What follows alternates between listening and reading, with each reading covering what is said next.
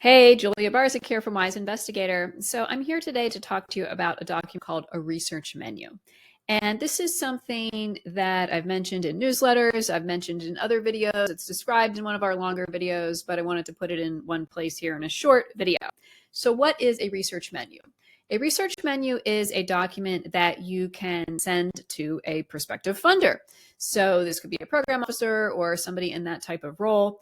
And what it is 1 to 2 pages generally, and it outlines 4 ideas. Again, it doesn't have to be exactly 4, but let's just take the standard case would be 4 ideas where you present about a paragraph on each about what you would like to do.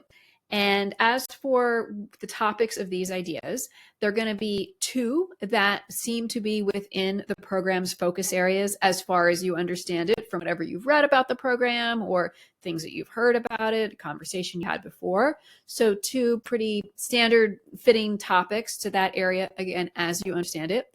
Then a 3rd idea would be your wild and crazy ideas. So this is something that you're excited about, but it's high risk and it's not something you have preliminary data on, but it's something that might keep you up at night or that you're really excited to share about to anybody who would listen.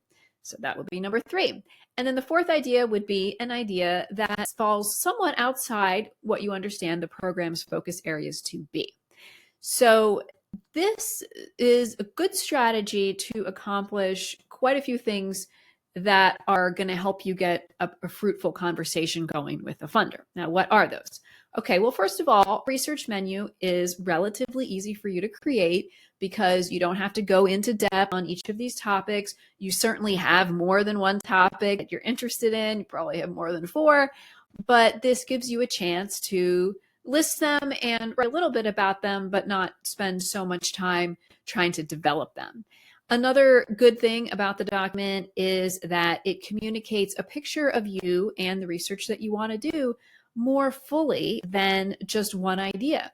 So again, you have lots of ideas. Some of them might be more applied. Some of them are more fundamental. Some are on this topic that you've been working on for a while, but you're actually kind of excited about getting into this other area. And it's much more complete to have a snapshot of all the different things going on in your head so someone can understand how to best engage you. It also, along those lines, prevents you from doing what I call mind reading, which it never really ends well when we're doing that, either in our personal lives or professional lives. We're kind of sitting in isolation, thinking to ourselves or reading a document and thinking, what does this other person want? And we're trying to, again, sort of mind read what they're thinking, what they're looking for, when in fact we really don't know. So when you read a program description and you reread it and you kind of dig into that and you start the wheels turning in your head, okay, what could I write up that would fit this? You may be off the mark, and it's not that you've done anything wrong, but maybe the program's going in a different direction. Maybe you read the description one way, but when it was written, it was intended to send a different message. And that's not anyone was right or wrong when they read it, but we can all interpret things differently. So that's one of the risks when you try to do all this thinking ahead of time on, oh, I'm going to find that perfect idea and I'm going to send it to the program officer. So the research menu helps you, prevents you from doing that. So that's basically what this document is and what the advantages are of using it.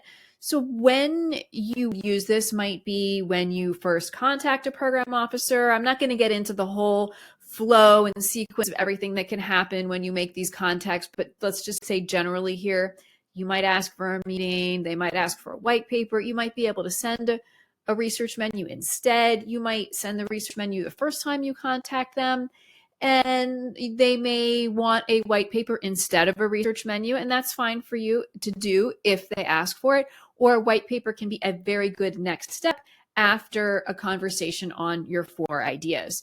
So this is something that meets a lot of criteria that are important. Like, for example, you're not putting in too much work on the front end. That's a very important aspect of what we're talking about here.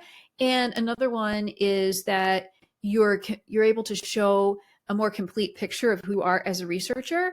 And I think that also related to that second point, a third one is it's just a great place to have a conversation, especially if you can use this to connect with the person who's excited about the high risk idea, because that high risk idea, it could be something that people are interested in, but you may be too nervous to show that again as your one and only idea. You might be wanting to go with something safer. So this shows, hey, I've got these big ideas, but I also can do something a little bit safer if that's what's going to fit better. So I hope you found that helpful. We've got another former program manager who explains the research menu idea in a longer video. So I'll link to that below, and check that out if you want more context on this topic.